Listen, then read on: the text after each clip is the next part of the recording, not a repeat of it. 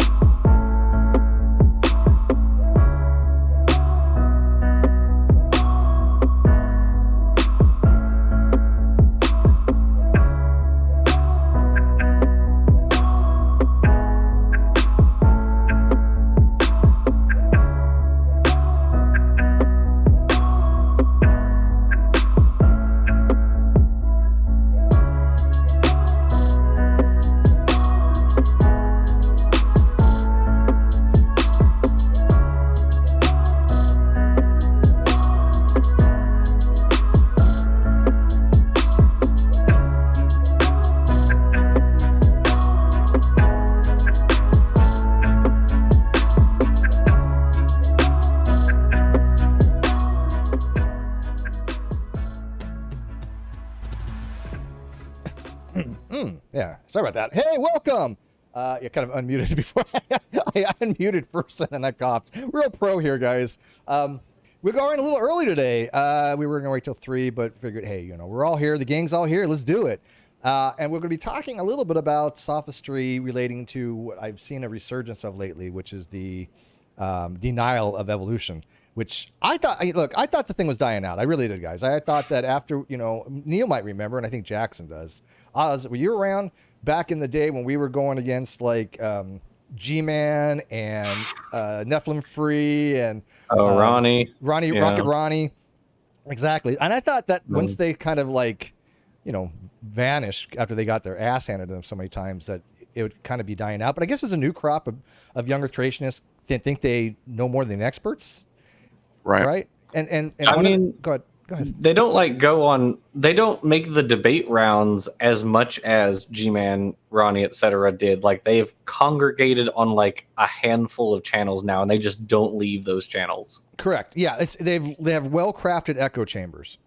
Very well crafted. Matter of fact, you know, one of the videos we're going to be playing, and it's the only video, and parts of it is, you know, made by Jim Bob, who's been doing this series on I guess trying to argue that atheism is wrong, and he has had 2 videos so far, and I've done 2 reviews, and his arguments are just like bad. I mean, just I don't even think they're even bad. They're just worse than bad. They're okay.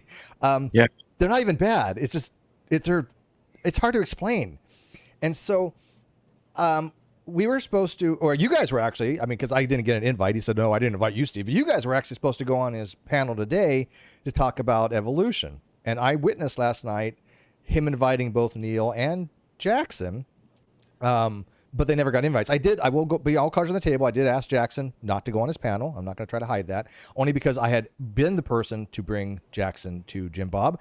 And then Jim Bob's like, well, I didn't invite you. I'm like, well, screw you then. You know, I'll Jackson come on my channel. I got invited, but never got a link. Yeah, what happened there? So Neil, tell us what was going to go on in their channel, because like I said, they really do want to craft this echo chamber. They want people that they can either get like 3-on-1, 4-on-1, or people that know the topic but don't know how to argue against their sophistry level, because that's all I've seen from that side. So they invited you on last night. I witnessed it. You agreed, and then what happened? And then I just looked online. They were already live. Never got an invite. Never got an email. Never got anything.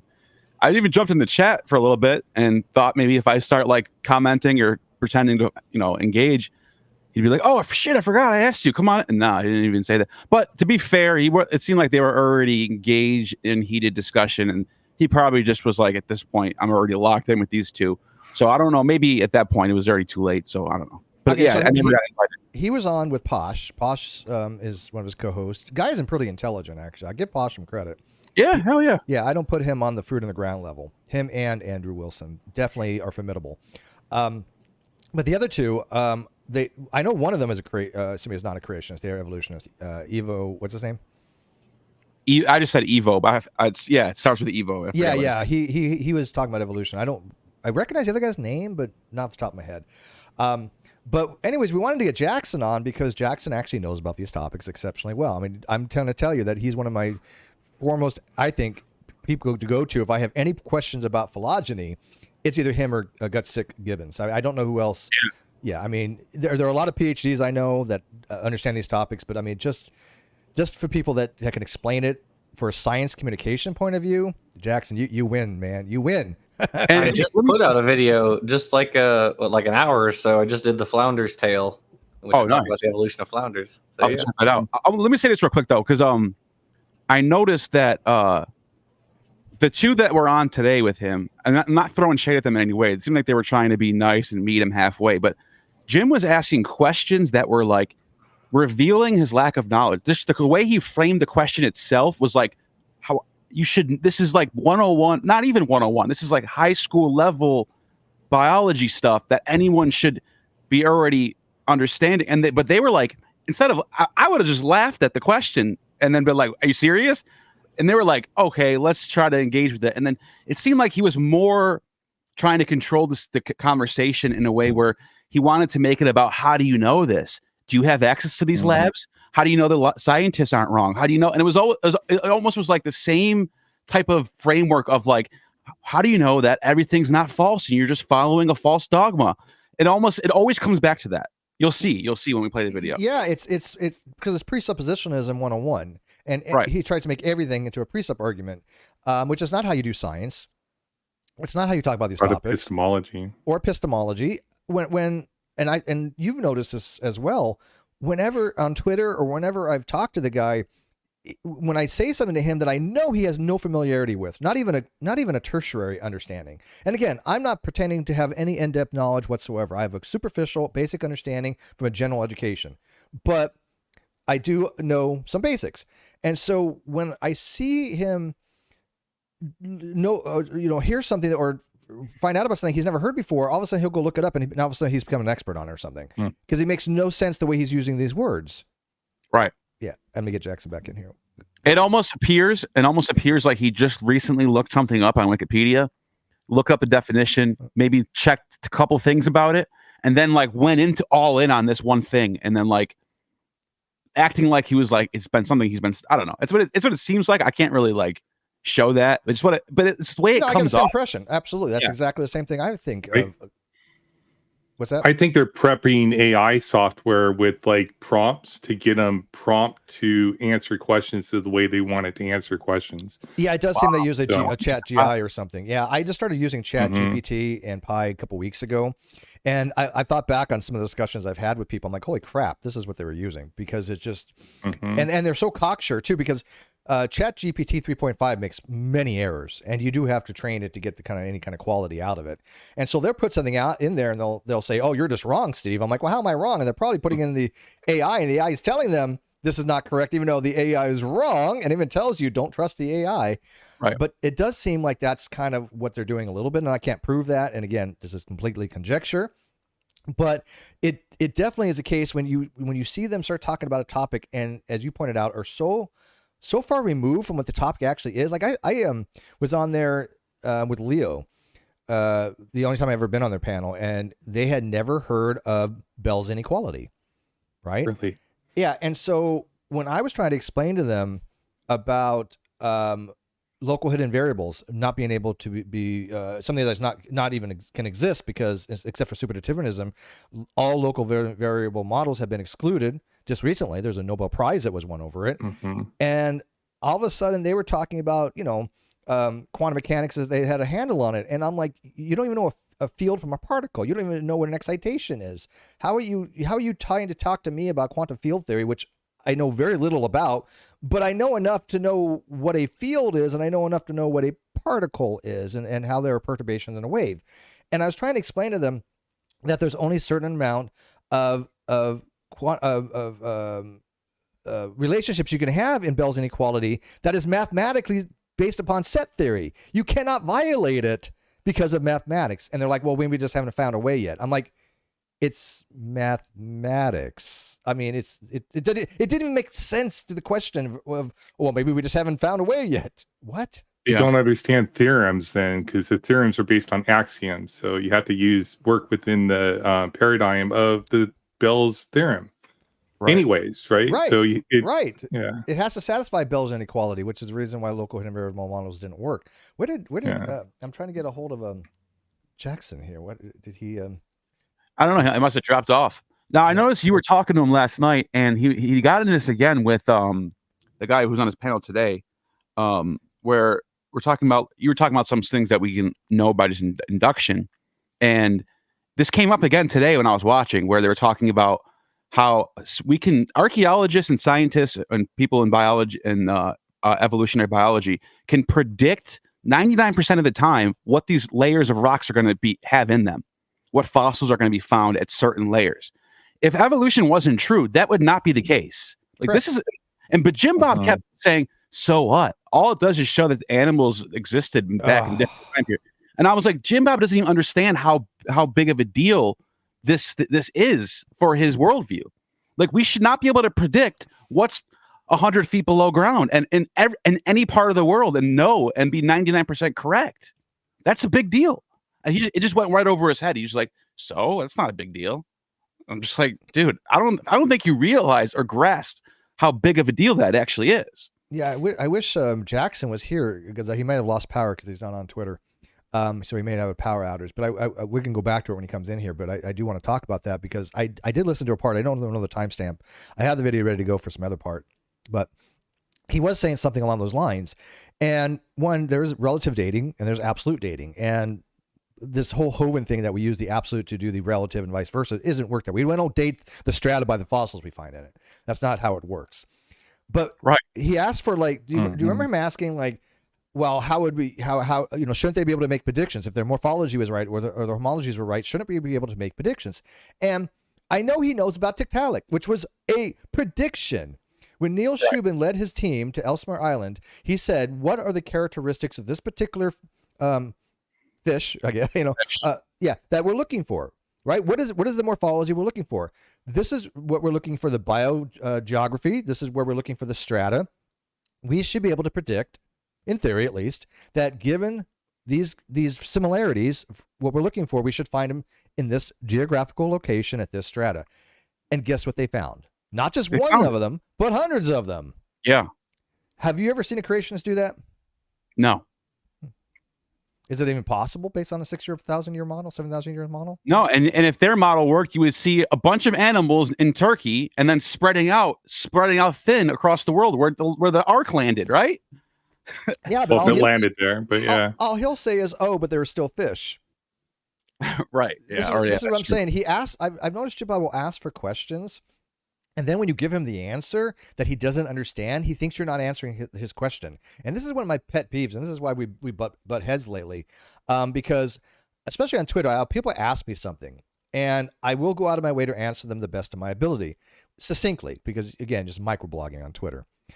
But I will definitely try to answer them a little more fully on Facebook and things of that nature. And then they'll say something very, very stupid like, well, that doesn't answer the question. And I'm like, well, how does that not answer the question? If you ask for an example of how we used deep time and evolutionary theory to find Tiktaalik, or to find something, to predict something, and we give you Tiktaalik, how is that not answering the question? Welcome back, Jackson. Sorry, my internet just crapped out on me. I figured as much. That's what I told him. Using it from my phone right now until I can figure out what's wrong with the Wi-Fi. But well, that's fine. We were just talking about the prediction that because Jim Bob was asking for, like, well, shouldn't they be able to find certain things at certain locations? I'm like, Tiktaalik, hello, this was a perfect example.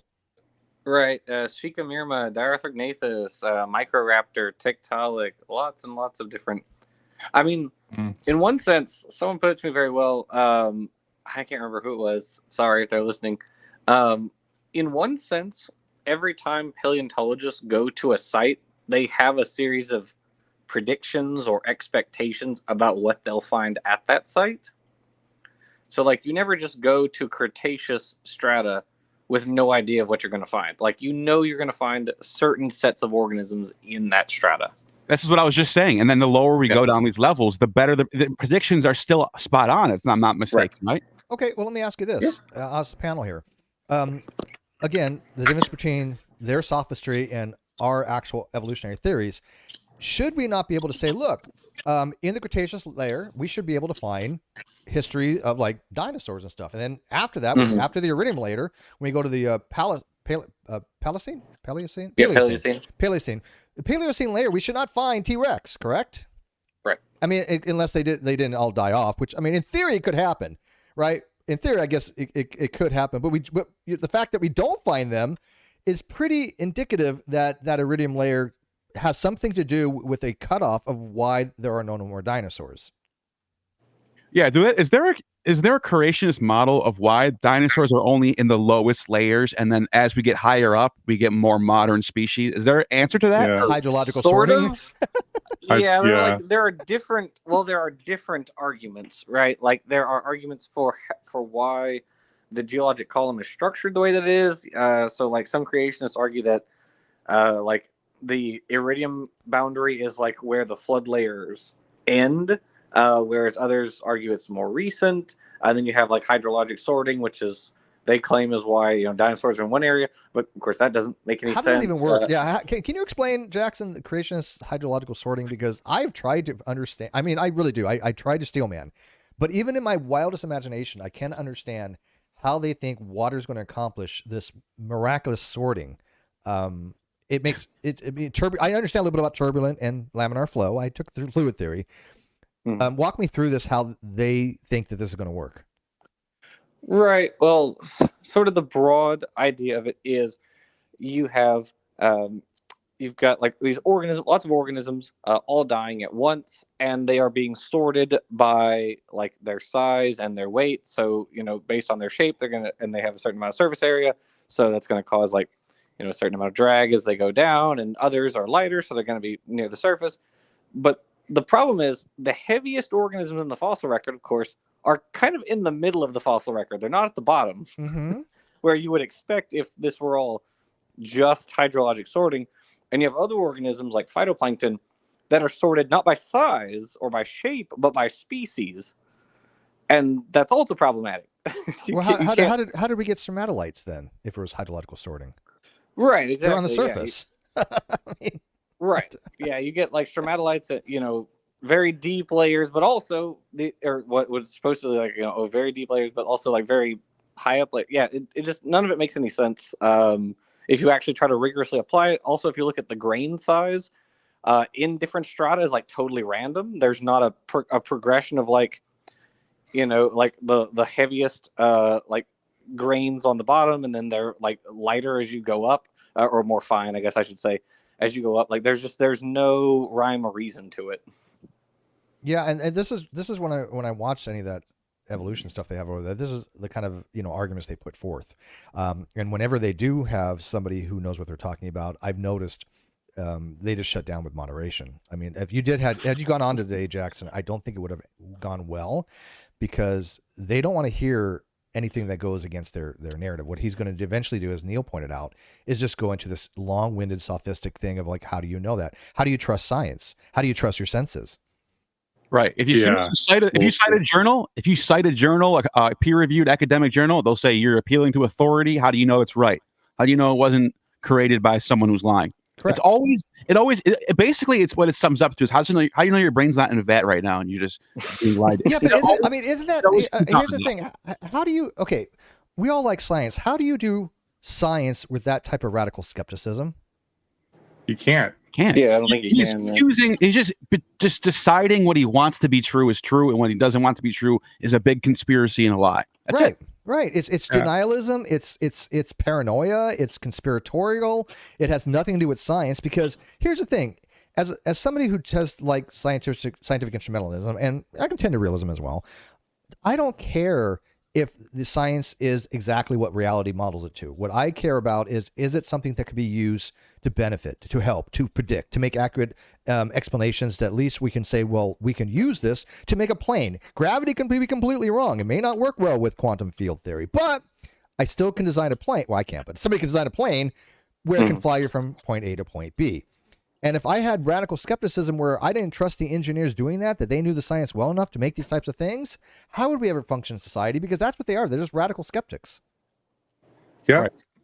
Right. And they demand this weird form of science. Like they have to justify every claim. Like it's really, really weird. Absurd. Yeah. I was in a debate last night where I was partnered up with Craig from Fight the Flat Earth.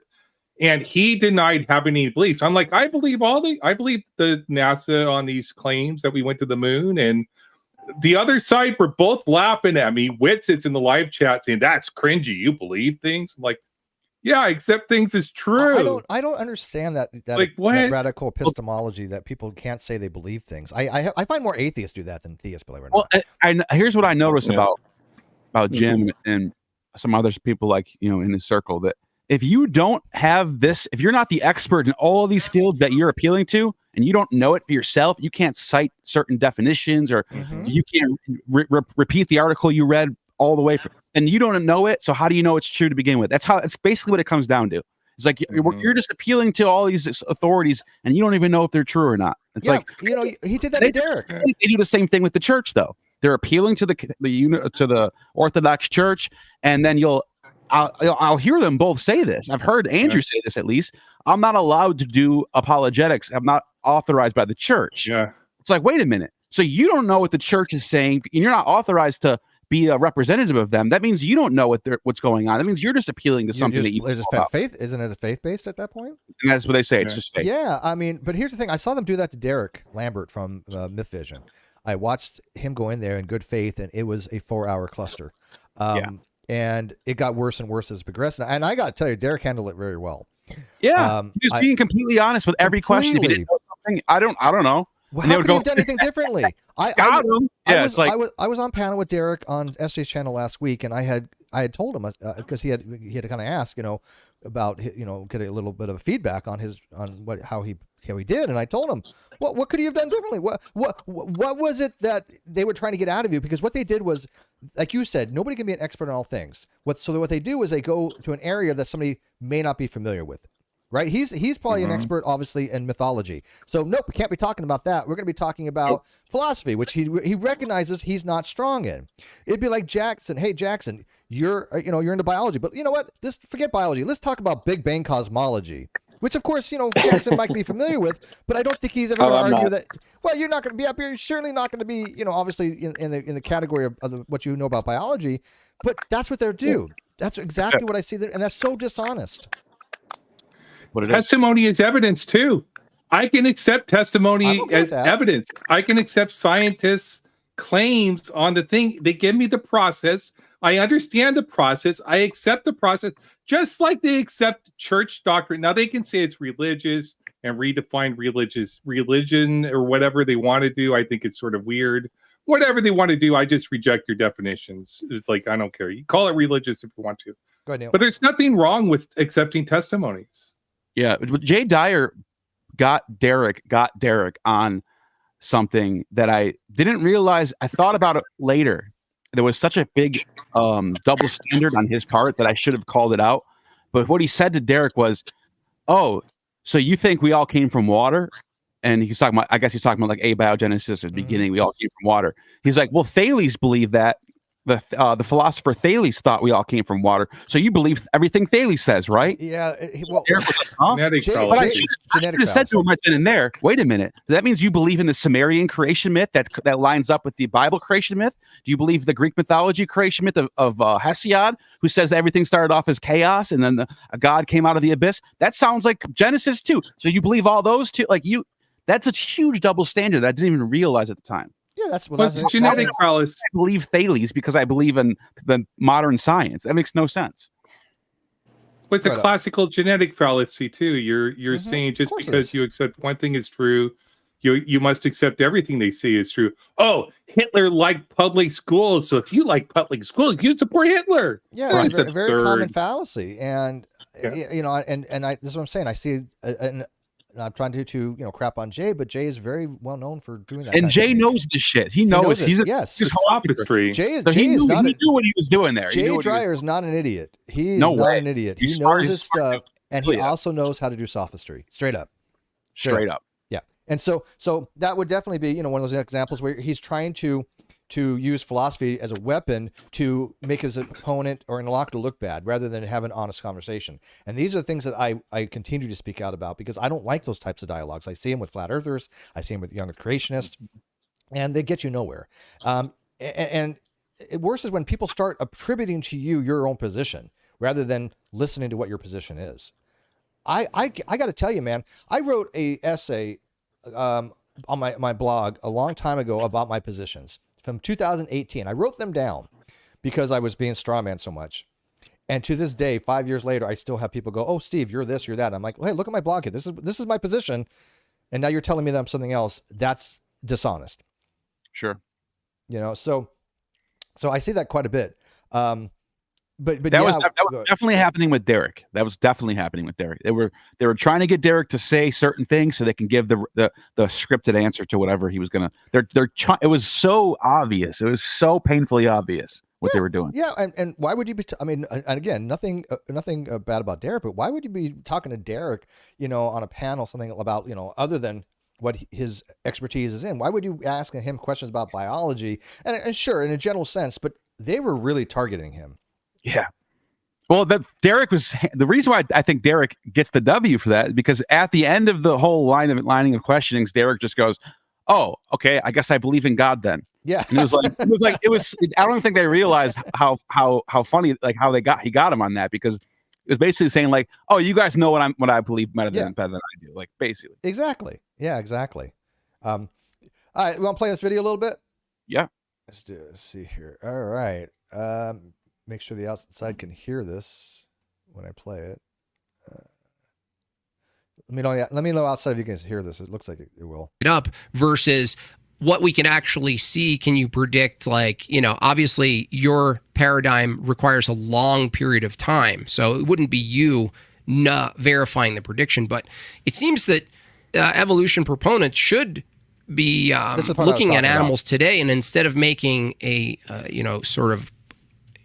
looking back after you find stuff, creating a storyline of a prediction, it would be interesting if you could do a prediction of any given animal. Where is it on its way out? You know, like our,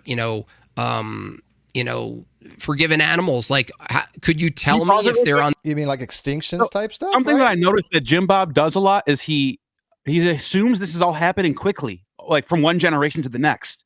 And this is not like this is not a macro thing that's happening over the span of, and Jackson, please jump in and correct me if I'm wrong about this, but like, we're talking a lot, like we're talking like millions of years of like subtle, like of it could be hundreds of years. It could be decades even in some cases. But doesn't it seem like he's always keeping it very short term? Like, why aren't we seeing animals dying out next year? Why hasn't monkeys that changed back to humans yet? How come we're all stuck now? It seems like that's what he's getting at. I just read a paper about evolution where it says, like, it looks like there's indications of evolutions within a species where they do have changes, but they sort of evolve back towards the mean, and the overall species changes are not really. It depends on the environment they're in. But I'm not stabilizing the expert selection. What's that? Stabilizing selection. There are like different. You have different, like, I guess you might say modes, or, well, that's not even really the right way. Like different directions of selection, like natural selection towards particular phenotypes. So if you have, like, you know, a new phenotype that arises within a population, maybe like most new phenotypes are bad, they're detrimental. So natural selection just weeds pretty much every new one out, and that's where you get what's called stabilizing selection. So you have selection for one particular set of phenotypes, and anything kind of away from that is bad. You have like directional selection, where you have one new phenotype, and so the population shifts towards that one new phenotype. And then you have disruptive selection, where you have like multiple phenotypes, and you have selection in multiple directions towards those phenotypes. But yeah, you're right. It is all dependent on the environment. It's really odd to hear him say, like, can you predict which species like are evolving or going extinct? Like, I mean, depends on every single species. Yeah, and he something I noticed, he never ever. I watch Jim Bob quite a bit when he goes live. I'll jump in and listen to him, and when he starts talking about evolution, he doesn't ever say anything about the environment. It's always about the interior of the animal, what the animal's passing down, the genes of the animal. How does it do this? How does it form this? How does it create this?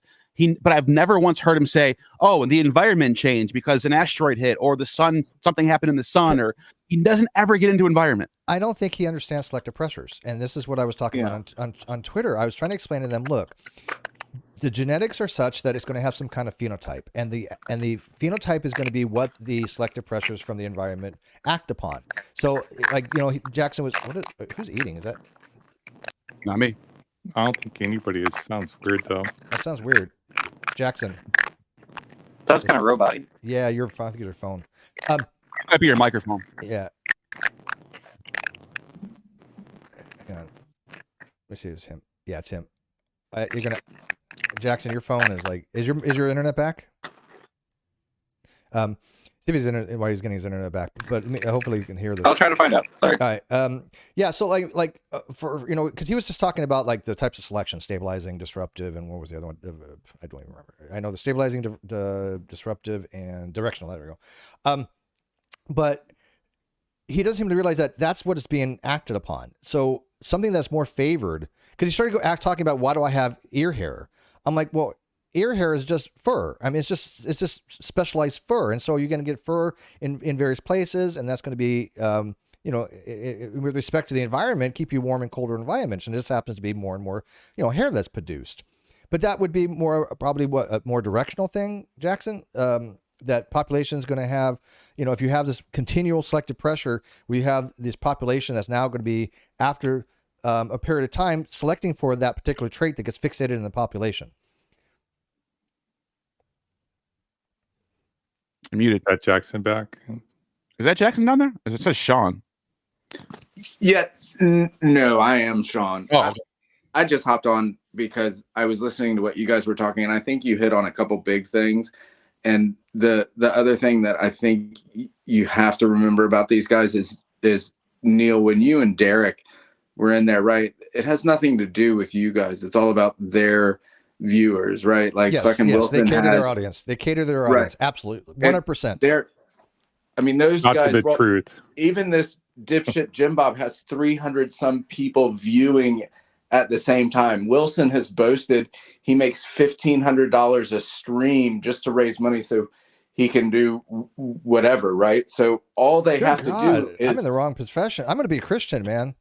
Right. All they have to do, and their ultimate goal, as much bullshit as I've watched, which is too much like Andrew Wilson, the ultimate goal is to make that money, right? And make you look like an asshole, and all they have to do is steamroll you. I think you're absolutely right. Neil, I love the stuff that you do, but they don't give two shits about history, about reality.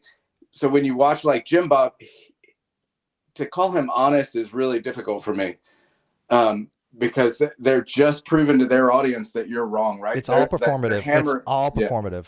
Yeah. If you stay very confident in your posture and your voice is loud and you talk over people and cut them off, it's very easy to look like you're dominating the discussion.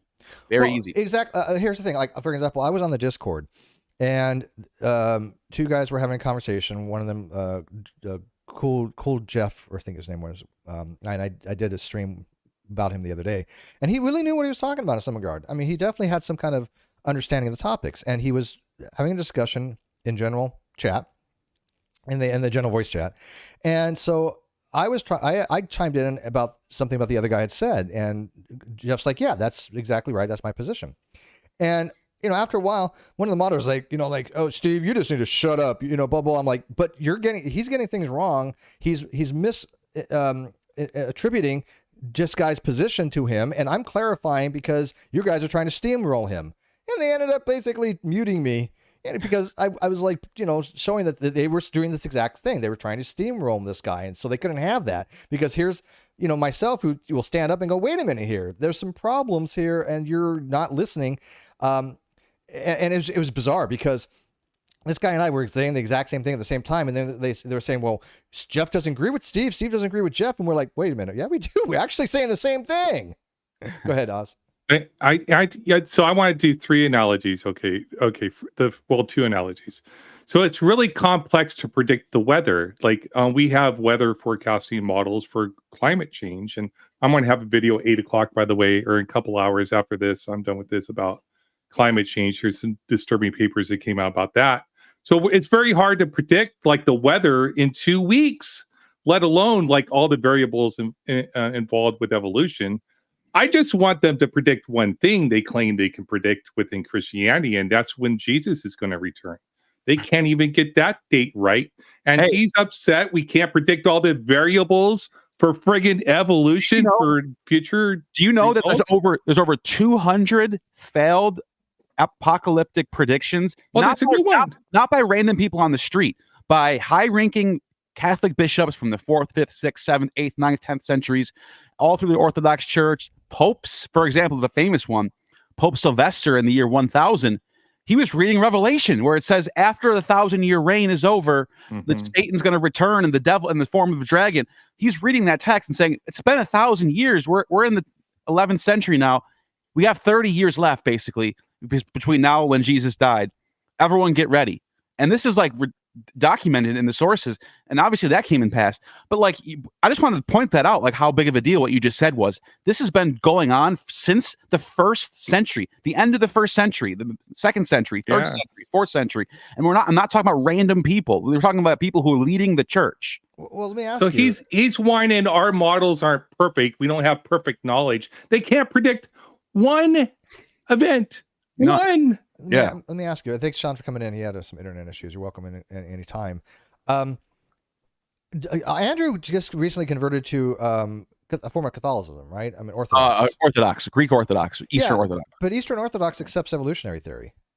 You can, right? They have theistic evolution, which is so strange to me. He told me this, that he's appealing to the authority of the church to guide him in his morality and his truth. Then why not just accept that? It's to me, it's more, he's subjective. It's all about what his preferences are, and he likes the young earth right wing. He likes that model better than what his own church is going for.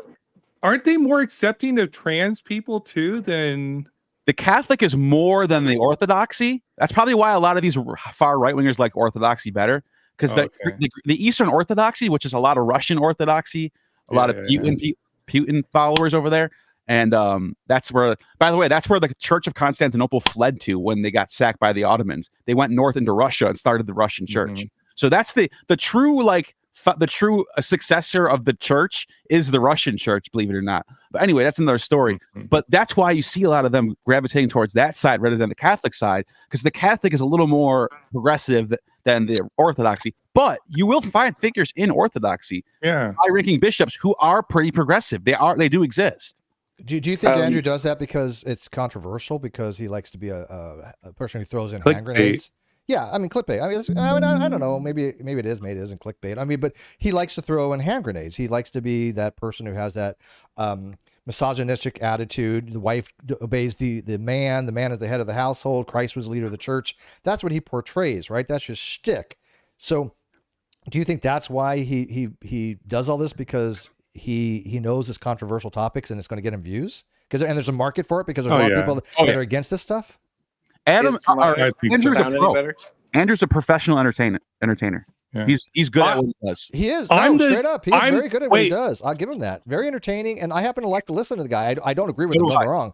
But I got to tell you, he at least puts things forth in a well-reasoned, and I'm going to say reason. How should I put this? He's entertaining what he puts across, whether he's right or wrong on it, because I think he's wrong, obviously. He at least is interesting to listen to. We give him that? Sure. Yeah. I can see Is my sound back? Sometimes. Yes, you're back. Yeah. Oh, does that sound okay? Yes. The giant scary mob Andrew was complaining about at DebateCon 4 was me. I was a giant scary violent mob. That he was I saw that video. I'm like, I saw you talking to him on the DebateCon. Yeah, you were the guy that talked right after he left. Yeah, I saw that. After Matt left. Yeah, why? Because I would not have left. I almost walked up on stage. Ryan was like, you should have walked up on stage and debated Andrew, because right? I would have crushed Andrew in that debate. See, here's the thing. I don't want to debate Andrew. I'll have a conversation with the guy. But for example, if he wants to talk evolution with Jackson, I would find it to be very entertaining. Like I said, he came on and he was a good guest, and that's what I look for, somebody who's a good guest. And I would be very entertained by that. But here's the thing: Andrew is not versed in biology, is he? That I've ever seen. No, his shtick is versed in logic, like. His shtick is current socio-political issues. Yeah, he's Vosh stuff. Manosphere. Vosh Destiny type stuff, which I don't get into. He's got his finger on the pulse of that shit. And he would crush me on that. He's a pro at that stuff. Yeah. But I mean, if I asked him the difference between some theory, moral theory like expressivism versus, prescriptivism, he probably may not know something like that. But they talk about moral theory quite a bit. This is where I've actually started getting interested in Jim Bob, is that, he was making these arguments against atheism from a moral perspective. I'm like, dude, you don't even know you have no idea what these terms mean. No idea. And yet he was trying to tell people, oh, well, morality disproves atheism. Oh, shut up. It's so bad. Like I said, it's not even bad. And so Jim Bob doesn't even have a shtick. His shtick is literally just talking nonsense, hoping his audience doesn't give a crap. Let's see what else we got fine in here. Is this still going, by the way? On their way of growing. Let me see if he's alive on this. Okay, it's over. Oh, it's over. Yeah, so let's just pick random parts here when they come in here. Yeah. What if I said all genetic matter has some overlapping informational or observational patterns or whatever you're looking at? Sure. So okay, so he always loves his information stuff. What? But here's the thing. I don't even know what he said.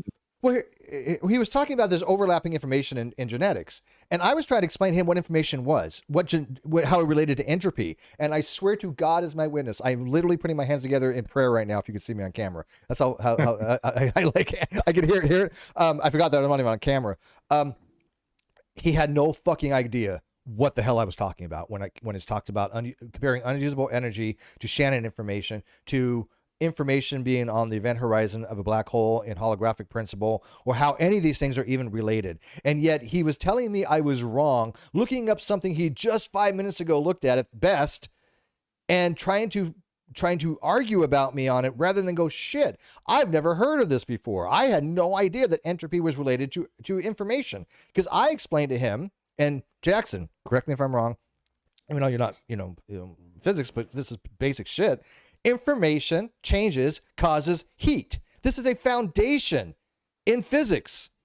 A change of a qubit will by its nature have to produce energy. What did he just say right there, though? Does anyone know? I don't know what he just. just being honest. I don't know what he just said. Jackson, do you know what he just said? Let's rewind a little bit. In the video, I don't know what he was referring when he says there's overlapping information. I'm not sure what that's a reference to. Maybe we could go back. Okay, Steel Manning, could it possibly believe he means there's like sequential similarities in the DNA between species or animals even? Right. Possibly. Right. I mean, I guess I wouldn't be really surprised about that, but that seems like a very mundane right? to make. I mean, I have some similarities in my DNA sequence as my parents do, yes. To make categoric, by the way, arbitrarily defined taxonomically arbitrary categories. Why would your ability to predict at different layers what you might find, right, through your own paradigm, by the way, how would that affirm that animals change from one animal to a different animal over time? Because these are sorted by species. But really quick, I want to just say these are not arbitrary taxonomic categories. All taxonomy is arbitrary. Yeah, I was going to say that very thing too. Very easy to answer. Yeah, this is the part that I was talking about. Go ahead. Yeah, go ahead. Well, okay. So if you're taking like so what Darwin did was he took the argument from like homology, and really Linnaeus grouped organisms according to arbitrary taxonomic categories. All taxonomy is arbitrary to a degree, including species. But like you take this and you make this nested hierarchy, and so within the nested hierarchy, if you take the like observations that natural selection happens and that one species changes to another, and then you can look at how these organisms are related, and you can say, okay, well, based on this nested hierarchy that we've constructed from comparative anatomy back in their day, Darwin, for instance, was able to say, okay, well, we should expect that there is a fossil link between birds and reptiles. So some kind of creature existed in the past that had characteristics diagnostic of birds and also characteristics that we like associate with reptiles. And surely enough, just 2 years after Origin of Species was published, we found Archaeopteryx, right, which has a long bony tail and teeth, unfused wing fingers like a reptile, but feathers like a bird, and an open acetabulum like a bird. Well, let me give you pushback on that real quick. if they're nested hierarchies, they cannot be arbitrary. The naming can be arbitrary, and if you want, that's what I mean. Yes, yeah, the names themselves are arbitrary. Yeah, and if you want to even argue that we're going to make the taxons because of this hierarchy, that's an arbitrary decision. I will grant that. But the fact that they are nested is a fact of reality. Correct. Yeah. Yes, correct. So no one's arguing that it's not. Yeah, it's just like, do you include this species as this taxonomic group, or do you include it as a different one? Well, that depends. Are you a lumper or splitter? All that sort of stuff. So. Yep. Okay. So very postmodern of them too. Like I love that. Jim Bob. But I love the fact that like I can talk to like Jackson on these type of things, and we can reach a middle based upon the terminology, and yet I swear to God, nobody seems to understand what the hell Jim Bob says half the time. I think they just make him believe that he actually makes sense because, and then he loves the word gaslight. He's like, oh, you're just gaslighting me. No, I'm like, no, you don't seem to even know what gaslighting means. I'm literally saying I don't know what the fuck you're talking about, dude. That's not gaslighting. I'm not trying to get you to question your reality here, Right. It's not. No. Evolution actually has to reject even the term species, ultimately. Sure, what? Species we can reject. I don't have any issues with rejecting species. What but in terms of the taxonomic classification, I disagree with that argument. Yeah, what does he mean? What does he mean by that? I think I get what he means. He's basically saying we use the word species to like classify certain forms of life, right? Extant life, yeah. I mean, the species that lived, millions of years ago, we have no idea what some of them are. We may even have, the billions of species have existed, kind of stuff. I mean, but the species now that exist, we call them just a species level thing, and when it diversifies even more, we'll have a subspecies, and then we'll have something else. We can just arbitrarily call it anything we want. Right.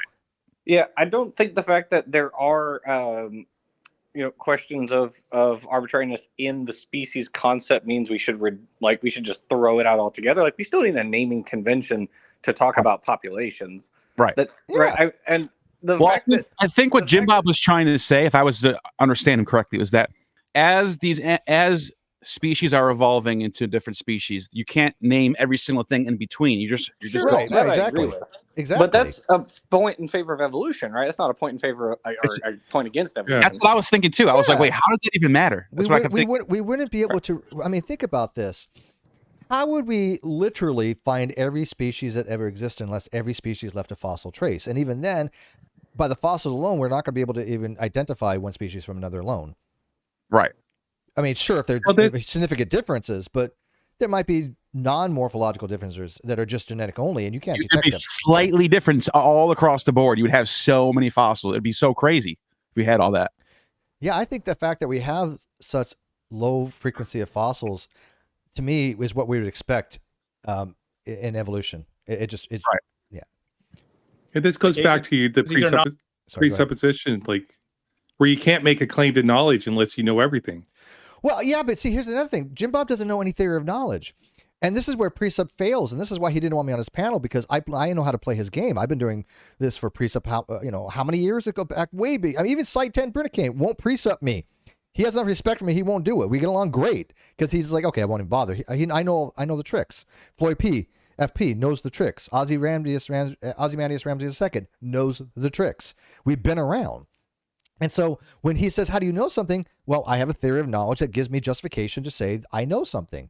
Well, how do you know that? Because of the theory. Well, how do you know the theory is right? It doesn't matter if the theory is right. We're stating this is what the conditions need to be so I can say it's a theory. That's how it works in epistemology. Same thing they do with the church. There's nothing different about that. Except at least with your theory, you have a bunch of data to go with, and theirs is just they just have faith. Yeah, but it's all denialism. It's like, well, how do you know your theory of knowledge is right? What does that even mean? That's a meaningless statement to me. How do you know it's right? It is right by definition. How do you have a theory of knowledge if you theory of knowledge? Yeah, how do you, you're right if you meet these three conditions. That's been stipulated.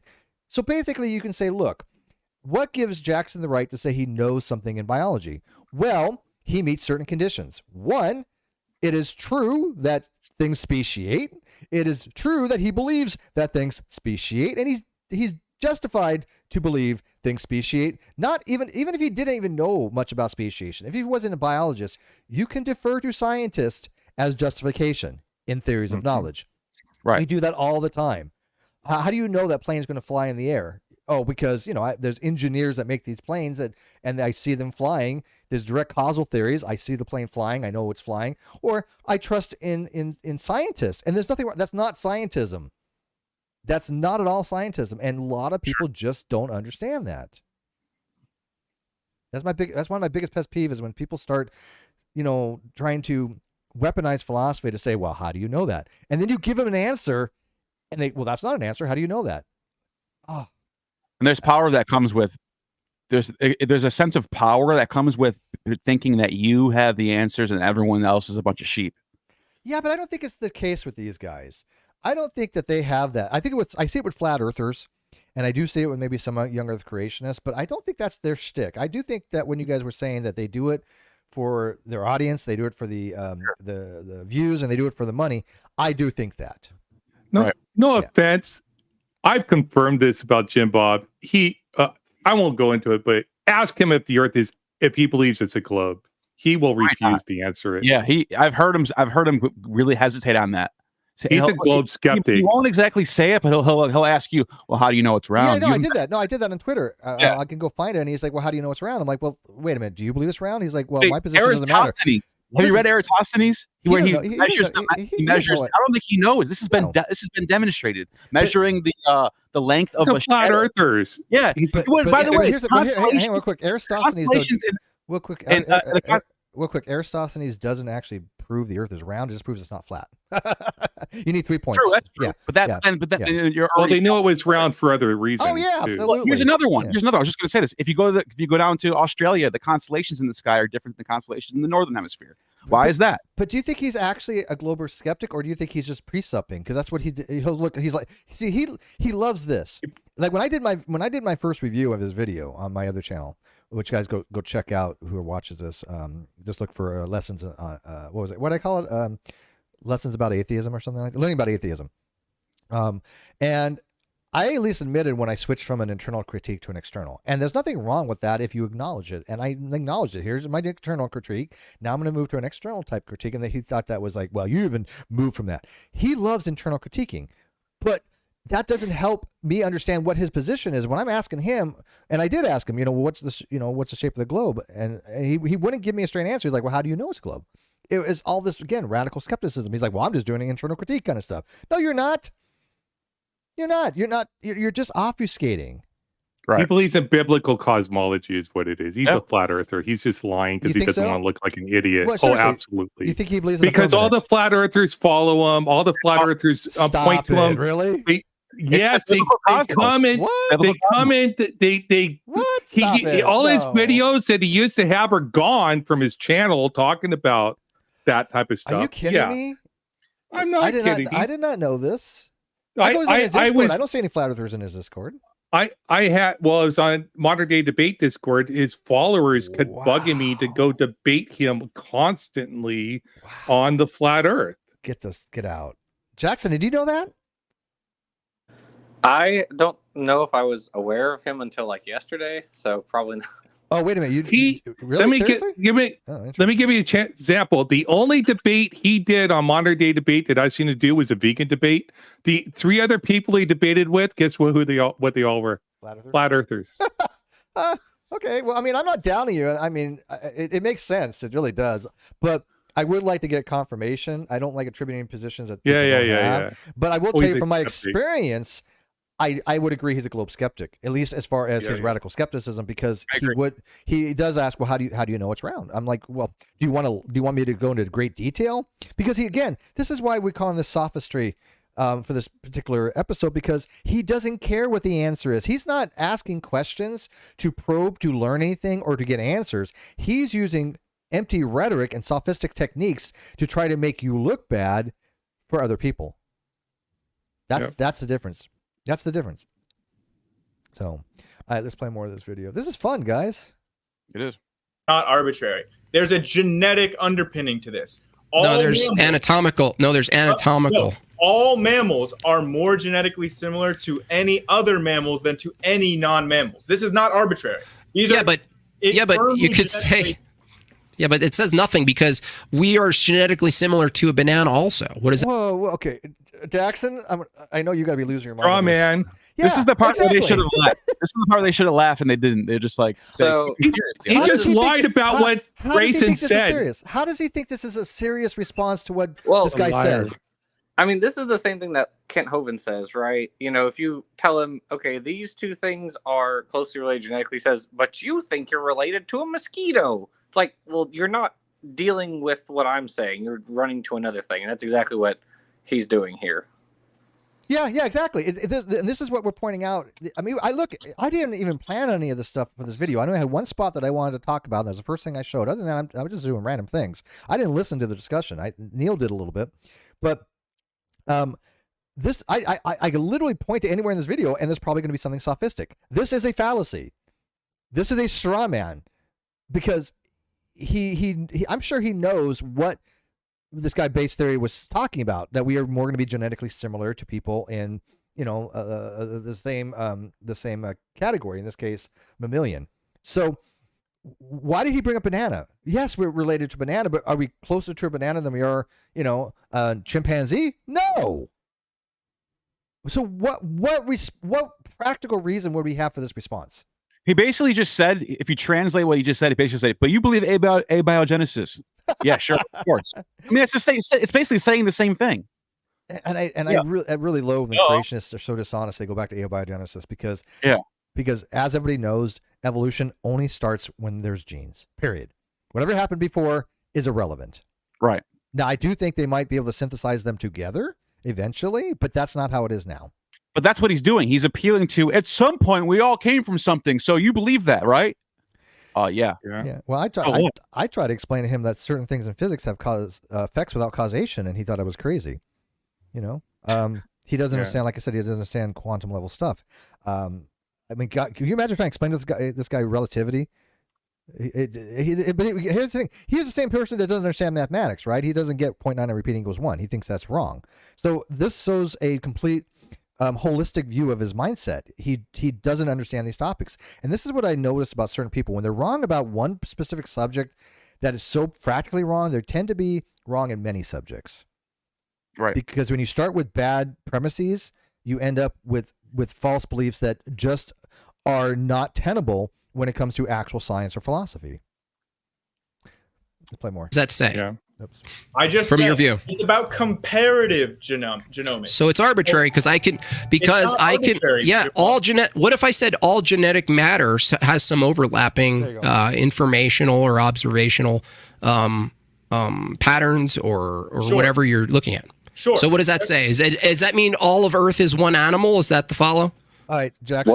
What? Explain this to me. I don't get this answer. It is so mind-blowingly, numbingly stupid that I cannot, in good conscience, even attempt to steelman it because I just have to say it makes no sense to me. And am I an idiot here? Am I an idiot? If I'm an idiot, tell me, Jackson. Steelman. No, you're right. My first response was what? Maybe he's saying that because there's some that all life shares some genetic similarities, therefore they're all the same species. It is maybe what he's trying to argue, but that's bananas. I'm speechless. I don't know. It's just insane. I don't think he even bothered to think that one through before it came out. Well, that's what I'm saying. He throws out these words like arbitrary, right? He loves certain words like. Have you considered photosynthesizing? Have you photosynthesized your nucleotides today? Right. Yeah, I mean it's word salad, and look, I'm the first to say I hate when somebody tells me I'm speaking word salad when, for example, I give them my logical arguments or I give them a review of my argument that Dr. Pi did, and that's his word salad. I mean, how is it word salad if numerous PhDs can read this, or even just lay people can read this? I shouldn't have to say PhDs, but lay people can read, and they can understand it. It has to make some sense to someone if they can understand it. So if it's word salad, that should mean that anybody who reads it should not be able to apprehend it or be able to make it anything but nonsensical, because word salad is nonsensical. Go ahead. There is an argument to be made if somebody's intentionally using language to obfuscate what they actually mean, but that's not what's going on here. And just point out that's Grayson base theory he actually recently went to Dinosaur Adventureland and debated Kent Hovind and stayed there for the night and got to go Grayson, riding I know that around with name. Kent. I know that name. Yeah, he's a cool guy. I like him. Yeah, I like him. yeah. What else does he go by? Critical base theory, Grayson. Like I don't know his. I can't remember. Yeah, no, I've heard him say it before. I ran into that name before, and I don't think he's ever been on before. I don't think I've had a conversation with him. Yeah. So he went to Dal. And somebody had asked me the day. I love when somebody says this. They're like, "Hey, Steve, why don't you debate Ken Hovind? Why don't you have Ken Hovind on ever?" I'm like, "Are you kidding me? How many times have I had discussions with Ken Hovind? How many debates have we had with him? King Crocodile had 3 of them that I hosted. Ken Hovind is low-hanging fruit. He's of no interest any longer. Those are the old days. Yeah, we've moved past the Ken Hovind era. I don't even want to give him airtime. That's a transitional fossil at this point. Who's more interesting is his ex-wife Cindy. I talk to Cindy often. We became really good friends, and she keeps me posted with all the legal stuff that's been going on. And I believe Cindy wholeheartedly. I was the one that got Cindy and married Toko with Inspiring Philosophy for that video that he did, because I thought he would do a much better job from a Christian point of view, because they're Christian. And so I was like, hey, you want to have these 2 guests? They're great, and I think that'd be a really good video. And it was very successful. They're probably more interesting to talk to than Kent is. Kent is just, how many times can you say the same thing? Go, dog, have a non-dog? Right. Yeah, it's low-hanging fruit. All right, but yeah, so we all agree that what the hell Jim just said is what? What? To Jim's credit, I've never heard him actually ask, can a cat give birth to a crocodile? I never heard him go that far yet. So give him credit on that. Give him time. All right, let's see what else we got. No. Okay. The point is, right? It's just the patterns of genetic similarity. All mammals are more similar to all other mammals than to any non-mammal. That is not arbitrary. That is a firm genetic basis for the category of mammal. Can you validate that, Jackson? Yes. Fact check. True. Fact checked. Awesome. Cool. I love when he fact checks. Fact check true. From Jackson Wheat, you hurt yourself. So if it turns out to be wrong, and we're not closely related as mammals to we are to banana, go blame Jackson Wheat. Okay? True. Blame him. You take full responsibility for this, Jackson. I sure do. Yeah. Awesome. So this is not an arbitrary category. There's a genetic underpinning. And just FYI, the patterns of genetic similarity also persist in non-conserved, non-functional gene regions. So you can't just say, they're similar because they're has a similar design or it's accomplishing a similar function. Okay, cool. Okay, great. Drayson, do you have access to the ancient fossils you're finding? Do you have? Oh my God, he just blew over that so salient point. Told you. Oh my fucking God. He has no idea what non-constrained regions are. Grayson just threw that out there, and that sailed right over his head. Oh my fucking God. He literally just said, you know what? That's a great point. I don't know what it means. But that's his go-to. That's the ace. That's the ace, pocket aces that he has for everything. How do you know? Do you have access to it? I'm fucking dying. Yeah. Man. That was so just, oh my God. Wow. And the answer is yes, we do have access to the fossils. And the really cool thing is, like, now that the field of paleogenomics is coming to the fore, which actually Svante Pabo just won the Nobel Prize for that, for his work in human evolution paleogenomics. The really cool thing is, like, when you do genetic tests on extinct organisms, what you find is that they are basally derived with respect to living populations, which is like literally precisely what we expect if they lived in the past. Yeah, to be expected. And wouldn't we expect there be these conserved regions even in the non-coding parts of DNA? Would we not expect that the same kind of conservation would happen in amino acid chains for proteins, and you could have amino acid substitutions, but there still has functionality? I mean, cytochrome C still has 48%, I think, can be changed or something like that across, animals, and it still has the same function. I mean, wouldn't we be able to expect to go, let's look at historically these other species phylogenetically and see how closely they related are by conservation of these other regions? Why would we expect there to be a highly dissimilar pattern even in the non-coding regions in DNA? I mean, we would expect there to be something there, were we not, Jackson? I mean, I can't believe that Jim Bob didn't even properly even try to address this question.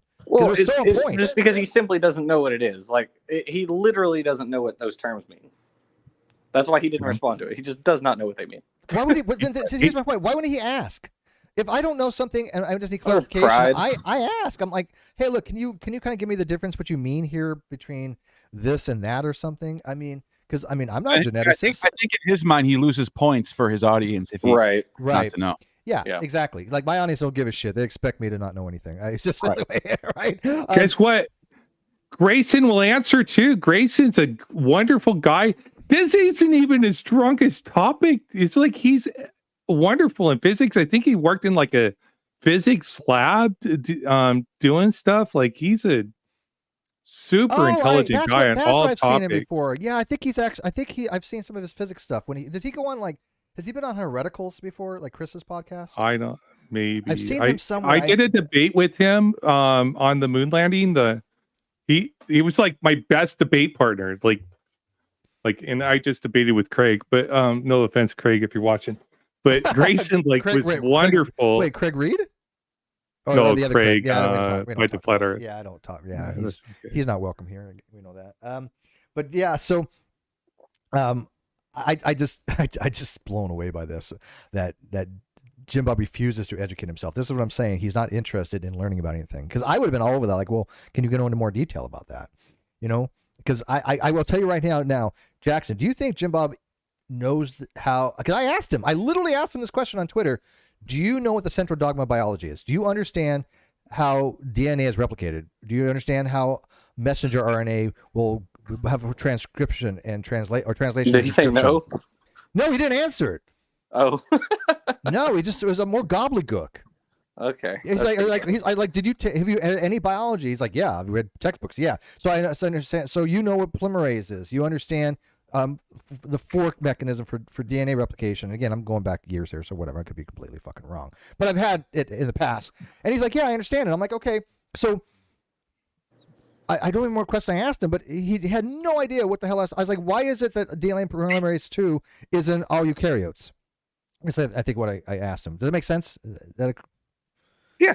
Okay. Why is this one enzyme in all eukaryotes? Yeah. Right, exactly. And it should be a pretty, solid question to ask. If evolution is true, then we should see the evolution of these enzymes from prokaryotes to eukaryotes, and we do see this. But he would just argue, well, that's by design. But how does that answer the question of why we see this type of things? It doesn't. It just says, oh, well, God made it that way. That's not science. All right, let me go on here. Have access to their genes? I have an ancient fossil right here, but I don't have its genomes. Right. So the whole problem again is like similar things genetically today, right?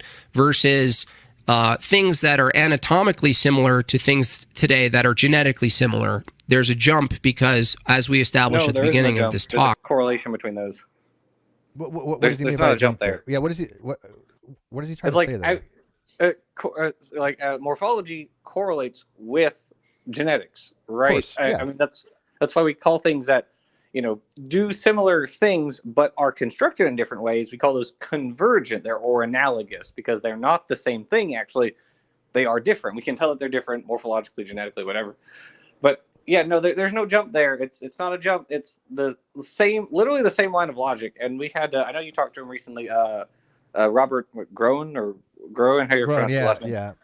Like when Dapper and I talked to him, we were like, okay, so you accept this for literally everything else, just not humans. Like it's just special pleading. I accept it for like lions and tigers, or polar bears and grizzly bears. Okay, well, why not humans and chimps? Oh, well, there's just a jump. Well, why?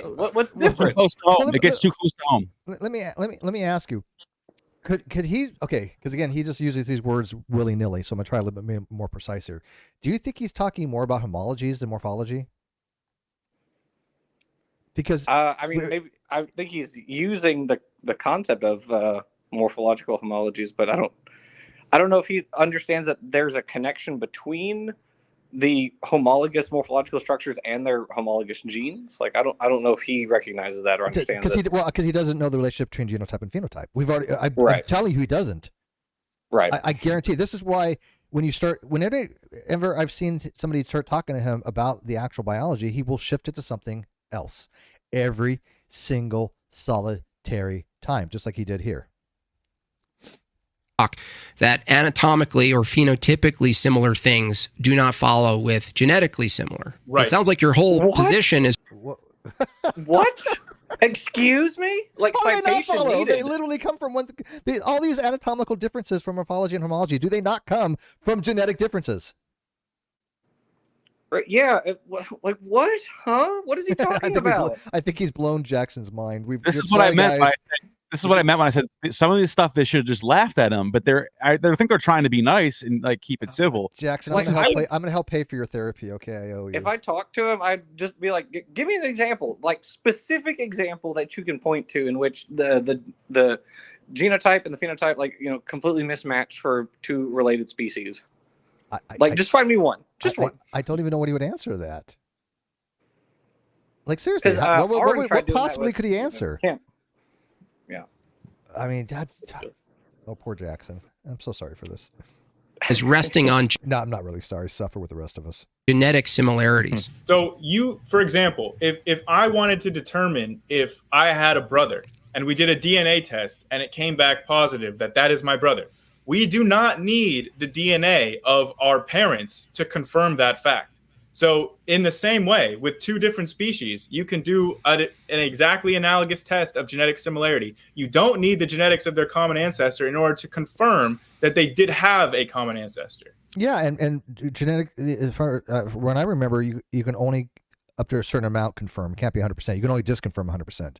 But for parental lineage, it's like 99.9997 or something. But you can only 100% say that they're not related.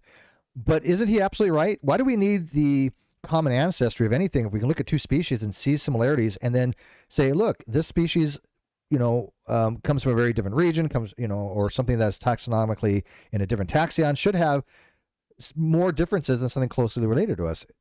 Why do we need to even have the common ancestor? Yeah, he gave a really good answer there using paternity tests. That's, a very easy way to explain the concept of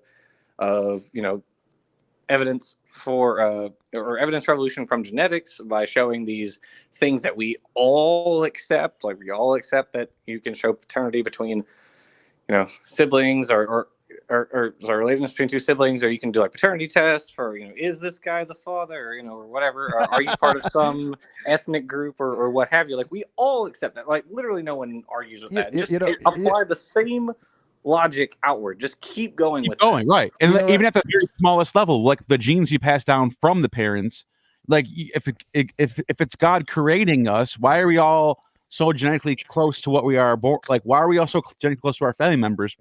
What is God bound by the laws of biology? Like, why is a liger made from a tiger and a lion? Like, why can't, like, you know what I'm saying? Like, it's all.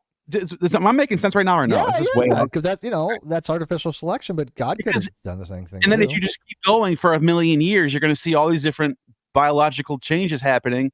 And it's like, wait, but you accept it on a small scale that these things do get passed down, but you can't see the big picture here. It's like so simple, it seems like. Well, here's the thing. And by the way, Oz, what does it look like you've heard that before many times? You are the father. You've heard that a few times, huh? Yeah. Right? Yeah, a couple times. Yeah. I just found out that my dad is the grandfather for my kids when they did the 23andMe test. But Jackson said he had to go. I'm sorry, I didn't see that. Yeah. Is he okay? He said, I got to run. Thanks for having me. And then All right. Yeah, thanks, Jackson. It's I was going to say, because there's something, Neil, what did you just say? Because there was something I was going to add to that. Well, the idea, because like we all see that genetics are being passed down from family member to family member, and it's like if this is creation, why is it all bound by biology? Why is it all so predictable? Like when you have two people who are both, I'm just going to say they're both from India and they both have tan skin, their child's going to look like that, most likely 99% of the time. How does that? Where does creation come in? How do you see creation from that? You know what I mean? And this might not even be evolution I'm talking about, but it does show like genetic biology being present and obvious, right? But the vast majority of people that believe in evolution believe in God. Yeah, theistic evolution. Yeah, I think so. Younger creationism is definitely. I mean, it's making them small resurgence. But Jim Bob isn't one of those people. That's why I'm bringing it. That's why I think this is a valid point to bring up, because he's not. Well, do you think? Okay, let me real quick. That's the problem, though. It doesn't. But you're trying to say that an argument for evolution disproves God, but it doesn't, because majority of Well, okay. It sounds like that's the argument. But I think it's saying you don't need God. How do you find God? I wouldn't bring that up to someone like inspiring philosophy who believes in theistic evolution, because we agree on the biology. Jim Bob's not. He's way beyond this. He's way. Well, this is all creation. There is no biology. Is just something we all made up. The argument I would bring to Jim Bob would be there's no contradiction between evolution and Christianity. There's only a contradiction between your interpretation of Christianity and evolution. As a matter of fact, the majority of Christians accept evolution as true. Majority of the major churches in the world accept a form of evolution as true. Islam accepts a form of evolution as true. Catholics accept a form. They have some nuanced positions about human evolution. Yeah, because they believe in ensoulment. You know, that's that because they have to still incorporate the mythos of Adam and Eve. Almost all of them do. Yeah. Yeah, and so they have to make that into a myth story that has some basis of ensoulment, rather than not something to be taken absolutely literally, but something that along the lines of, oh, when we mean first man, we mean the first ensoulment of hominids, right? Right. But Neil, you're talking about this a minute ago, and I had the same experience on Twitter just recently. Was it today? About where do they draw the line, like from between micro and macro evolution, right? And I was trying to explain to somebody, look, speciation is something we observe. No, this is on Facebook. I'm sorry, and speciation is something we observe. We've seen it. We know it. We've done it in the lab. We've seen it in the field. And they're like, "Well, give examples." I give them examples. They're like, "Well, I've never seen it." I'm like, "Well, you're not a biologist, but I mean," I was like, "He's like, well, I don't believe speciation exists." And I'm like, "You're a creationist, right?" He's like, "Yeah." I'm like, "Do you understand that creationist model uses speciation?" You can go to Creationist Ministry International. You can read from creationist sites that they require speciation. But they change these terms to say, well, speciation is not related to macroevolution, which is absolute nonsense. They are absolutely related. Speciation is a form of macroevolution.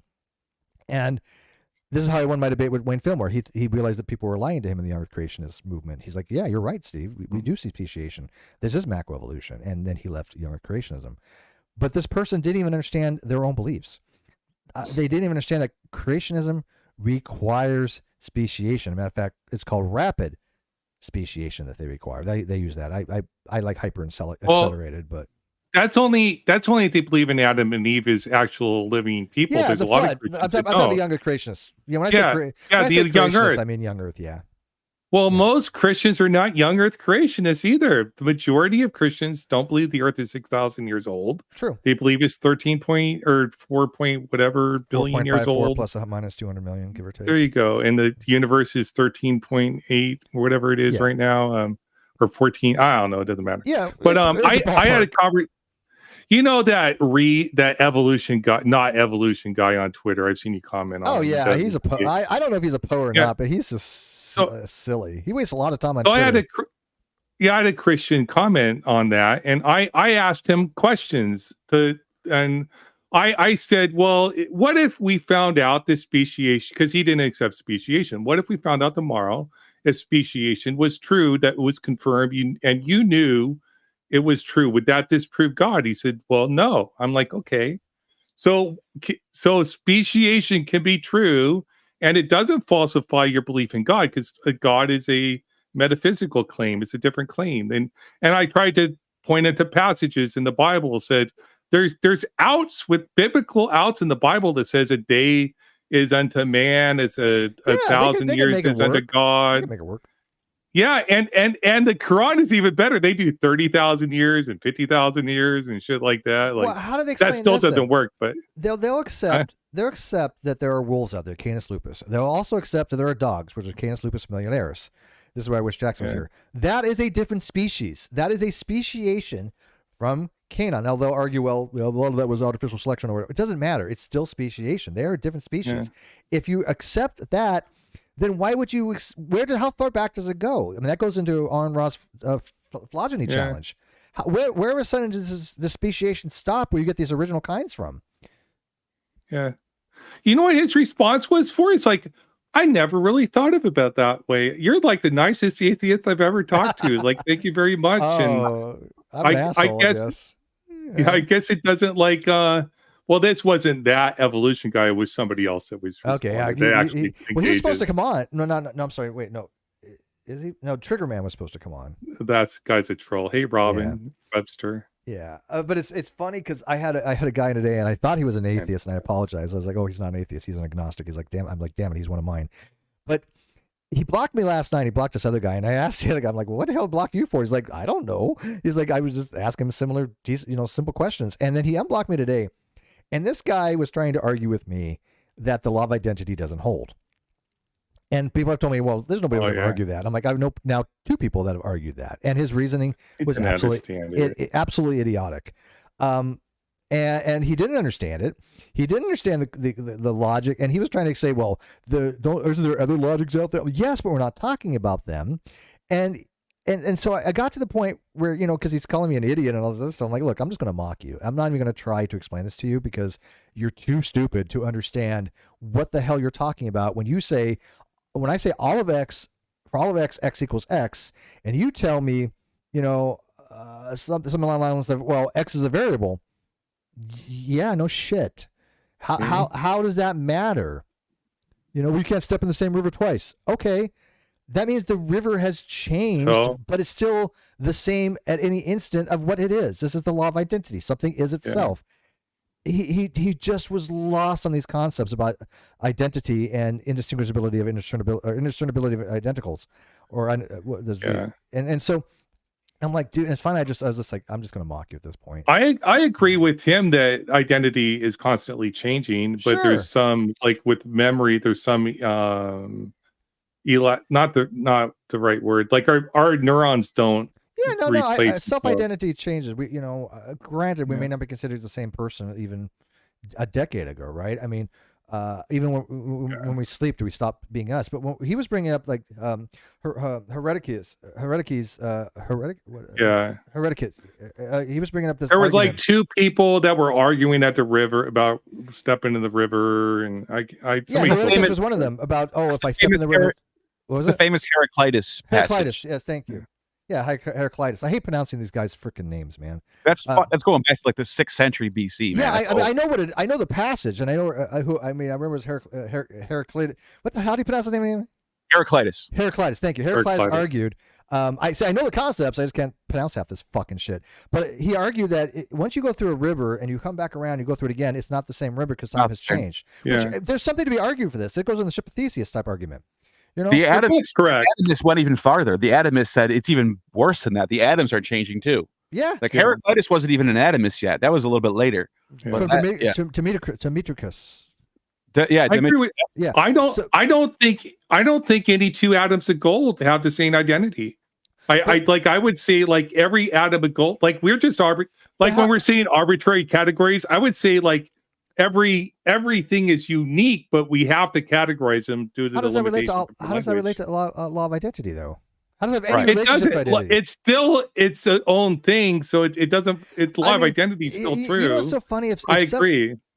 If some of these guys really wanted to be profound thinkers and really want to talk about the deep philosophical stuff, they should get into some things like mirological nihilism and read about that. They should read it about physics and understand that on the physics level, any 2 electrons are indistinguishable from each other if they have the same spin. The only difference is the spin factor. One could be up, one could be down, or whatever their angular momentum. Okay, yeah, and a time factor. But as far as like they're all the same energy level, 0.511 electron volts.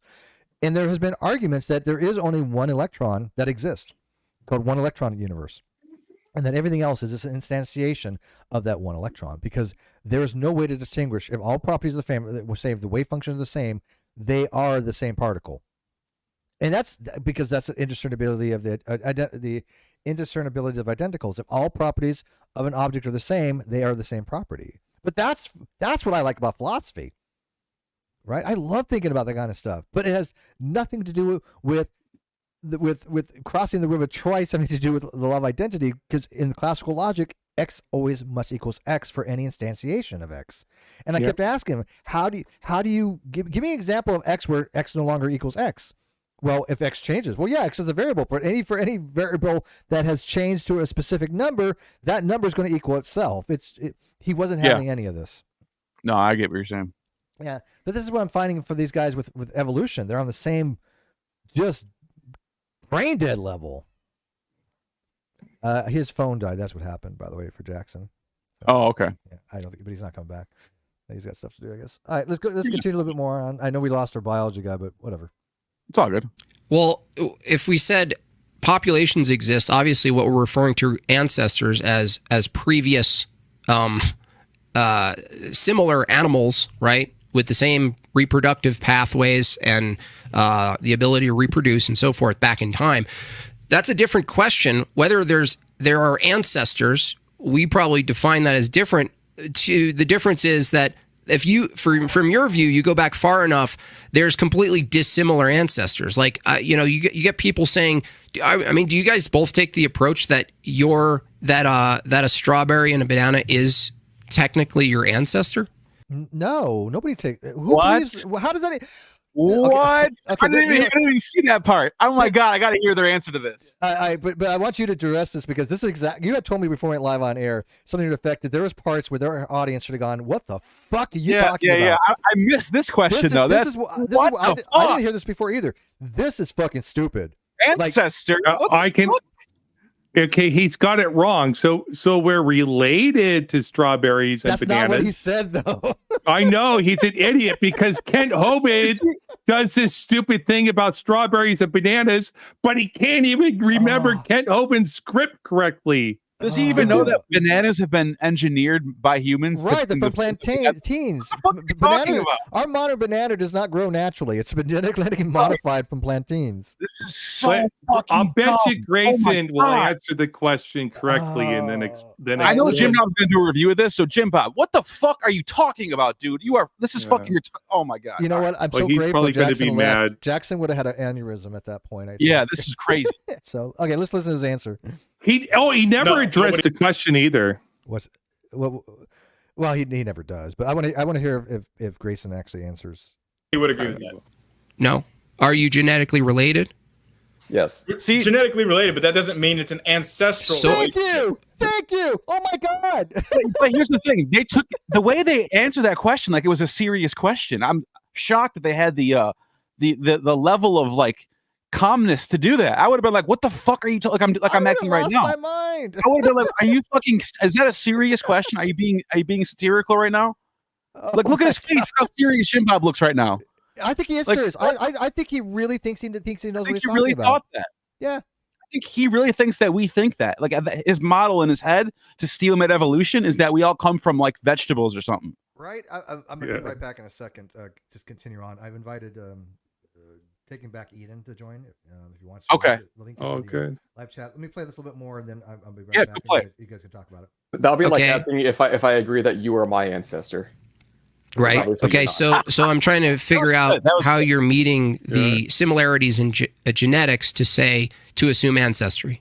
Well, Jim Bob, you would agree that you and I have genetic similarities, and therefore we have a common ancestor. But you're not ancestral to me. Right. But that's from the view that we know how humans are produced. Well, we do know how humans. I'm saying you're. All right, I'll be right back. Where you guys. You know how all life is produced, almost. Like, what life don't we know how it's produced? But you see how he just jumped from one thing to the next. He's asking if bananas are our ancestors, which is so bizarre because bananas are still here and they're not even mammals. And our okay, let's just say that's one thing. The fact that they didn't just laugh that off is funny. He answered the question. What's his name? Evo gave a pretty funny response to that. Yeah, if you were my ancestor. Like I don't think Jim Bob understand that was kind of like a joke. But then as soon as he realizes, oh shit, I'm not, and this is not a good thing, he switches over to, yeah, but all you're doing is showing that we all humans come from humans. Like, what does that have to do with anything? You just totally changed the subject right there, right? Isn't that, am I wrong? So he's saying, well, we know humans are all related, but it's sort of like its own precept that we all came from Adam and Eve. He's sort of ignoring he's like, like within the world of evolution, we understand why we are related to bananas and strawberries and why they're not our ancestors. So instead of like walking it back and correcting his claim, like anybody with any bit of humility would say, "Oh, you're right. I made a mistake. Yes, are you related?" I didn't mean it that way. Right. Yeah. They try to at least like, okay, I let me reword that, or let me change the way I said that. There's nothing wrong with that. Like I had talked to Jim Bob on the human chromosome 2 fusion site, and I was trying to explain to him, look, we are diploid number 46. All other members of Homoidia are 48. Why is this? We have to come up with an accounting for this. We do have to explain this as people that accept biology, evolutionary biology. There has to be an explanation. And it wasn't until, 30, 40 years ago, they started to figure out what that explanation was, but they knew there had to be one. And I tried to explain to him about the fusion, and it was like literally talking to a wall. He had no interest in it whatsoever. He didn't understand it.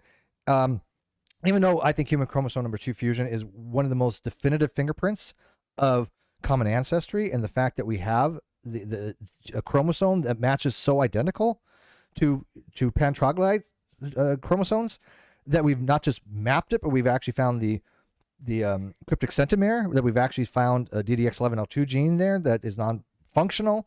We wouldn't expect a functional gene there. We found telomeres in the middle of the chromosome. These are all things that, we used to talk about years ago. He wasn't having any of that, because that is so damning to the creationist model that he didn't want to discuss it. I wonder if Jim Bob thinks in the evolutionary model that's up to date. He thinks that somewhere in the line from single cell organisms to humans, that there's a vegetable in there somewhere. There are atheists that believe that. So. How? Wait, I got dude. There, I swear to God, is my witness. What's his name from the Atheist Alliance International? John Richardson or John Richards. I'm not joking on this, am I, Oz? This guy, I swear to God, Neil, you could you're gonna have to take your hat off because your head's gonna explode. He actually, I swear to God, man, he's an atheist, and he was in charge of a very well-known atheist organization, and he believes biologically that humans evolved from plants, that animals evolved from plants, and he says that all biologists know this. And if you ask any of them, him and Jim Bob should debate. That would just be. I swear to God, that may or may not exist, is my witness. I'm not strawman. I would pay just for comedy, just to get him and Jim Bob to debate. And I've asked biologists, of course, this question, tongue in cheek, and they're like, "Are you an idiot, Steve?" And so I told him, I said, "Dude, name one biologist that thinks this," and he's like, "All of them." I'm like, "No, but give me one I can go to."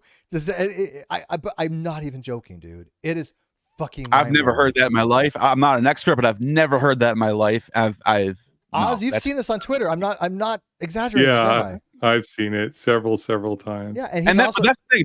People like him are out there in charge of stuff, and I can see why someone like Jim Bob might have heard that and thought this is what the model is. So maybe I shouldn't be too hard on Jim Bob then. Maybe. Well, he's also the same one that doesn't accept law of identity. He's not. There's two of them out now. I found another one today. But John Richardson says that the law of identity doesn't hold. Why? Because time. I'm like, you have the same misunderstanding this other guy has. There's no time variable in the law of identity. Now you could make models that involve time that will have violations of law of identity. You could theoretically do this for some kind of constructivist point of view. I don't know what it would do, where it gets you, but it would be theoretical only. But in theory, you can start with any axioms you want, but you can hypothesize, okay, let's not start with the law of identity. What happens? I just don't know where that would go, but it would be theoretical, right? So for him to say that the law of identity changes, because of time, like this other guy said, is bullshit. And the fact that he thinks that animals evolve from plants, which I have never in my life heard anybody argue. And then he says that I'm wrong, that I don't know basic biology sufficient enough to understand. And I know where he's trying to come from. He's trying to argue that plants had developed this symbiotic relationship between the chloroplast and the rest of the kind of like we did with the mitochondria. Plants went through a very similar thing. And right. So that's a different line of biology, though. It's a different line of evolution. Right. But I don't think he gets that, though. No. And so he's thinking, that's what I think Jim Bob's thinking in his head. It's all one line, and we're all just branching off of one line. But that's anagenesis. Anagenesis can happen, but I wish Jackson was here. Evolution is a bifurcation process. It literally is bifurcation. In Jim Bob's head, like a banana is on the same evolutionary path, but they just haven't developed to us yet. Right. I swear to God, the may or may not exist. I think you're right. I think that's how funny. That is how Jim. He doesn't understand bifurcation or how branching occurs in speciation. I think you're right. I think he thinks that we exist and that we have this direct lineage back to every single animal that existed or something. Right, and they're all just stuck in one spot, and they haven't got to humans yet. Well, think about it though. I mean, how dumb is it when somebody says, "Well, how come great apes? How come other great apes haven't evolved being human left?" You have a fundamental, profound misunderstanding at evolution at this point. Well, actually, I can second that on Jim Bob thinking that, because in another part in this video, I don't know if we saw it here, if I was watching it before, where he was asking the two people on the bottom why aren't some animals have fully developed penises yet? Why do they only have nubs? He's basically thinking like ours is perfect and full and completely. Yeah. We humans have like fully developed, and it's like they're waiting to come to us. Like it's almost that the thinking he was portraying, even though whatever the reason why different animals have different shapes is completely separate from the fact that they're not developing into a human wang. It's not like this is the final form of a wang. Like I'm not even at my final form yet. Just give me time. give me 15 minutes and a couple beers and yeah. Oh man, did you see that part yet or no? Or was that for my? No, I have. Yeah, I did see that you had sent me this screenshot, and I think that's exactly what they were talking about here. The screenshot reads like this. It says, if the pre-valve had functions X and the new valve had function Y, how did this maintain a use in the between phase? Sounds like a transition valve record. And basically, I think the guy was asking, well, if something is this function now and it has some function of something else before, then how to have any intermediate functions? Well, it may or may not have. It may have been a period where it wasn't functional, but somehow it was repurposed later on to have some functionality. So, right. So this, goes in the whole Behe and Dembski, the specified information and mousetrap kind of bullshit. But it what they don't seem to realize is that selective pressures will only operate on existing morphologies. And so if there's a structure there to act upon, it can do so. So whenever it creates anything new, novel, it's always acting upon something else that existed. Right. I don't understand how they get so confused about that. They say there's no new information. Well, okay, but what exactly do they mean by that? Because if something changes, information has changed. There's something different about that particular structure that's being repurposed for some other function. They just want, I swear to God, they really think that all of a sudden evolution says, boom, next species is going to have a heart. Yeah, I'm going to magically think in my head, my offspring needs the better fit for this condition. So I'm going to think really hard, and my next generation is going to come with, they're going to have wings, they're going to be able to fly. Oh, Lamarck was right. Lamarckianism, great. Yeah. You're saying that there are ancestors that no longer didn't produce the same way we produce. You have ancestors, so why not a banana anyway? I mean, I don't understand what the distinction is. If your ancestor could be something previous to because bananas are one, artificially produced, and two, they're modern species. Right. We're not evolved bananas. We are evolved fish because monophyletically we're fish, but bananas came much later on. Jesus. And the banana is just is the fruit of a plant, of a certain type of what do they call these? Isn't it called something, or is it called banana tree? I don't know. Is it? Actually, I thought it was an herb. Isn't it a banana? Yeah, that's what I'm saying. Banana's an herb. Because it's a type of succulent plant. But the banana itself has been cultivated. It's a cultivar. Yep. And it's funny. Anyways, we were just talking about an order of species, and I had asked people what their favorite race was or preferred race, because both terms are used. And I said, "Do you prefer white, red, or Savoy?"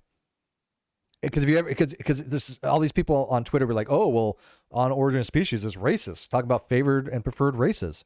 They're talking about cultivars of cabbage, red cabbage, purple cabbage, which is also known as red cabbage, and Savoy, which is a green cabbage.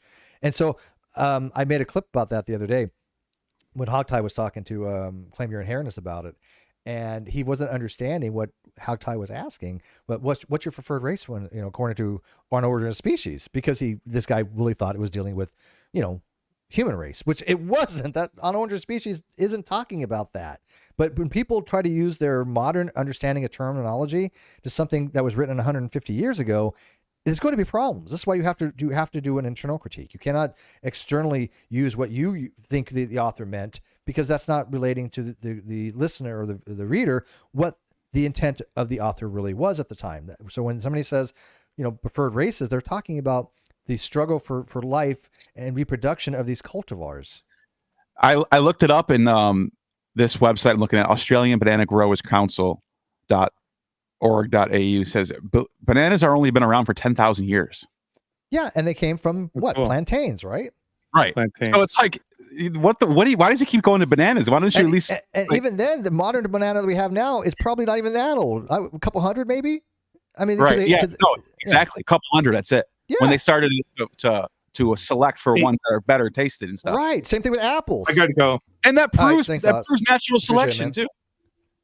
Really quick, I got to go. I got a stream I'm going to do. But Tangelo Grasso, if you want to debate on Non-Sequitur Show or something, hit me up. I will debate or a modern day debate. Hit me up or my channel. I'll have on Tangelo. I don't know. See.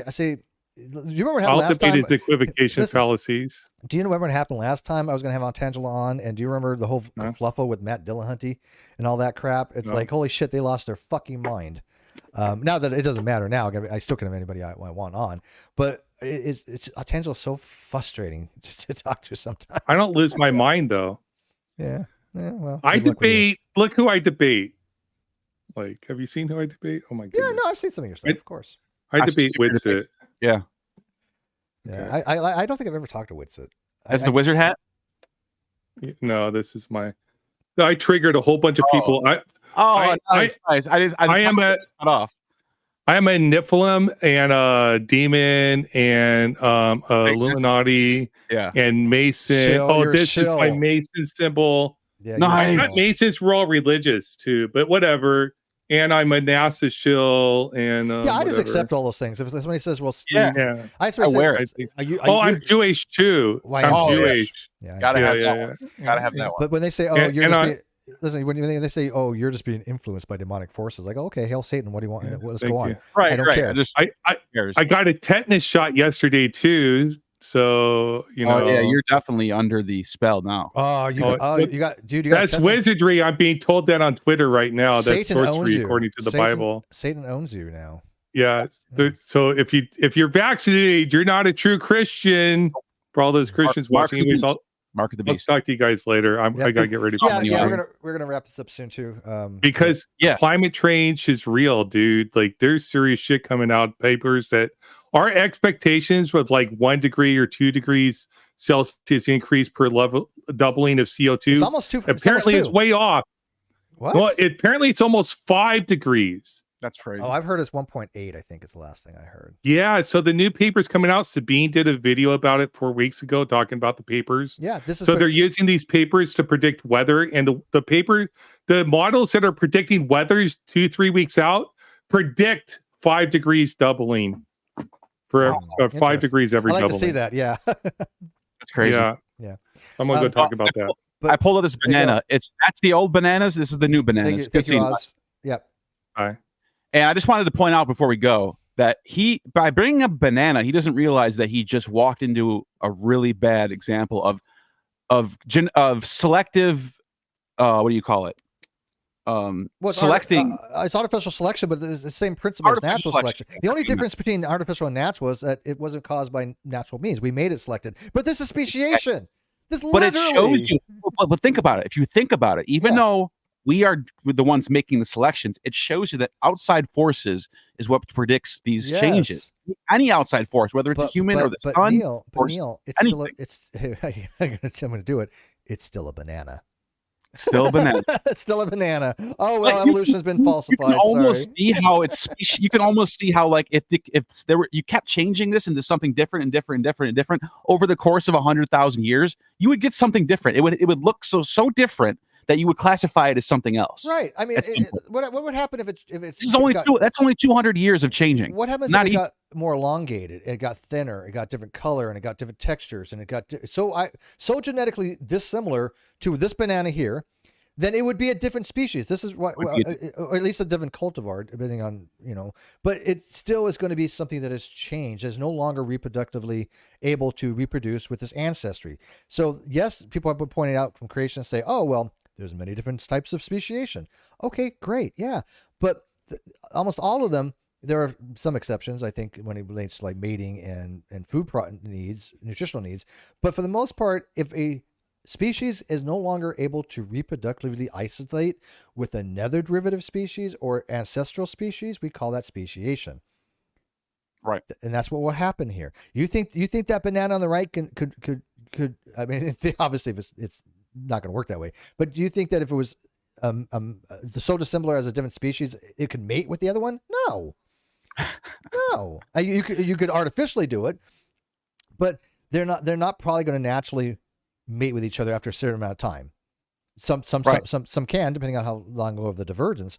But there are species out there like Encentina salamander. They won't mate with other species. Over millions of years, the Encentina salamander has gotten all these different species from an ancestral population that are different colors, different nutritional requirements, different mating things, different genetics. And so some of them are genetically reproductively isolated from each other where you have post-zygotic termination. So even if they were able to mate and produce a fertile zygote, every single time they've noticed it dies. So yes, speciation, but well, that's what I'm saying. The banana on the left, the seeds are going to produce a similar banana as the banana on the left, whereas the banana on the right is going to produce a similar banana as we've already changed it. Even if we call it a banana, we've already changed it. Look, you can just see the obvious differences by looking at those two. Yeah, well, again, the one on the left, I don't even think they call it a banana. They just call it a plantain. I mean, what we call a banana is yeah. You're right. It's a different name. So it's just funny he kept using banana as the example of our ancestor. Well, he thinks we evolved from banana. It's so bizarre. I just thought that was such a weird example to use. Whatever. I don't know. I think it's good. I think it's a good thing to wrap it up on. That's a pretty dumb-ass thing to say. I agree. And I think it points out that, look, these guys say a lot of stupid stuff. And we used to have something a long time ago. The old timers of the show remember the Clown Car Posse. Neil probably remembers the Clown Car Posse. Yeah, I used to watch the show a lot. Yeah. Yeah. So when we had, talked about G-Man, we talked about Tommy Hall. You guys remember Tommy Hall? He actually messaged me on Facebook the other day. Hadn't heard from him in years. Still young. Yeah, this show has been through a lot, dude. Oh my God, yes. And you know what? A lot of crazy shit happened here. I still do it. I still enjoy it. This was a fun episode. Whether people get whether I get 30 viewers or 300 viewers or in 3,000, like I would. I don't think we ever hit 3,000. I think we got like 1,800, maybe 1,500. But it doesn't matter. I do this because I enjoy it, and I have great guests on like you and Jackson and Oz, and we have fun. And that's what I'm gonna be doing mostly on the weekends because I have just more time. But today I had some time, and so let's do the Non-Sequitur Show. And this was great. I really enjoyed this. It really did show, I think, that these guys over there they're sophists. They're not interested in having a discussion. They didn't bother to reach out to you. Yeah, they didn't invite you. And if you had gone on, Neil, what good it would have done? They would have just said stupid shit to you, not listen to anything you had to say, not care about what you had to say. And this is why I don't go on their panels. It's a waste of freaking time. Come on my panel, and look, we'll have